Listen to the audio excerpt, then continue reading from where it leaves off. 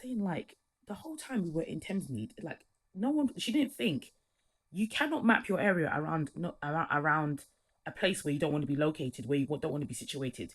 We should all sat down and said, where do you want to live?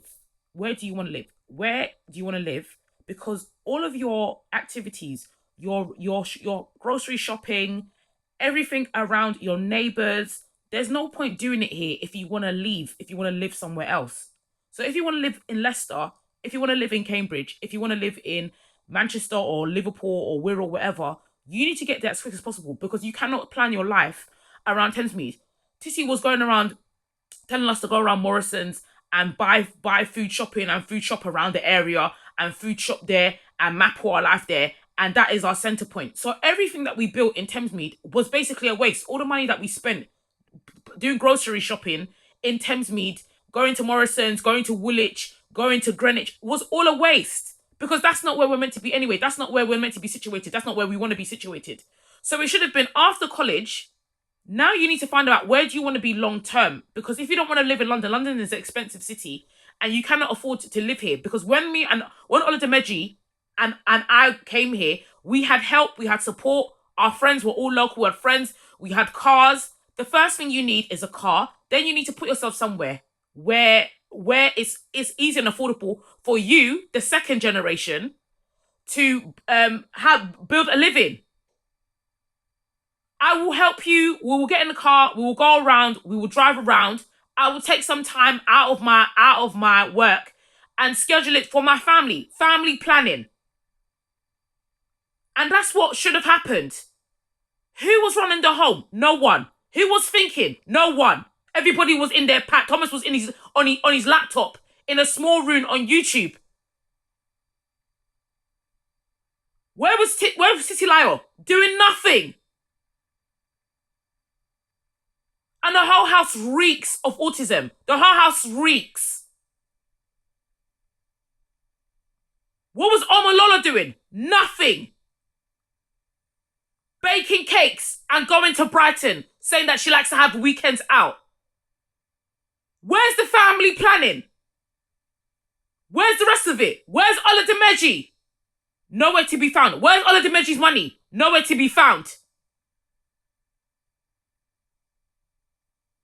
And then the person who is meant to be the authority is building her own home in Nigeria, and your retirement, the rest of your retirement plan, your main retirement plan, which is your children, what's in it for them? What's the plan for them? I'm selling Dean Court. To do what? I'm buying all these plans. Where did it involve your own children? What about the property? Who is inheriting these things? No planning. A family of 6. My father comes from a family of around 9 people. And there is no family planning. Even Tayo can't even come in and say, what's going on with the rest of them here? Because these are Akinolas. What is the family planning? What's the family plan? When she's speaking to Peju, what's the family plan? I don't want to hear about this divorce. I don't want to hear about this separation that's happened more than 15 years ago. What is the rest of the plan? What is the game plan now? Because where are their houses? What are they gonna be doing? How are they gonna be earning? The car driven? How are we gonna be sharing? How are we gonna be swapping? That's what I want to hear.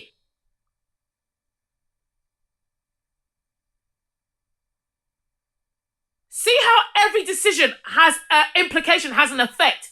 Every decision has a consequence. Every decision has a consequence. You have a time map. You have a time, a set time for how long you can be here. It's not everybody move here and now sit down and sleep and do cozy and be Kent and act like a Kent family and bake cakes. You're all adults now, so now we have to start planning the next houses for you because you can't all live here. And that life in Dean Court was a failure. That life in Dean Court was a flop. So we already know, us two already know that we're not the great parents. We're not great parents. I want you now, you two, to think about your independent lives and what you want for yourselves independently as adults. And you do your responsibility as a parent, as an African, as a Nigerian, as a citizen, as a human, as a person. How can you be going to work and not and going to work and back and then coming home and doing what? What's going on? What's going on in your mind between work and back? What's going on in your mind between work and back? What else is going on if not for your family and the wealth generation and the money that's going to be coming into the home? What else is going on? If you're not thinking about the logistics of how food gets to the fridge and how a dining table gets put in a house and how the food gets to the dining table and who does the preparation and cooking. How can you come home and your son hasn't even cooked for the whole family, hasn't cooked a whole pot of stew, hasn't made fish, hasn't gone to the market, hasn't packed the car and put everything and pot and soap and everything in the back of the car and has driven it around to the house and distributed it to the sisters and whatever. How can you be satisfied with that? How can you be arguing like worse than a family of EastEnders, and people are not moving around, are not lifting things and shocking, and pots are not being thrown in kitchens and things not being set up? How can you call that a family?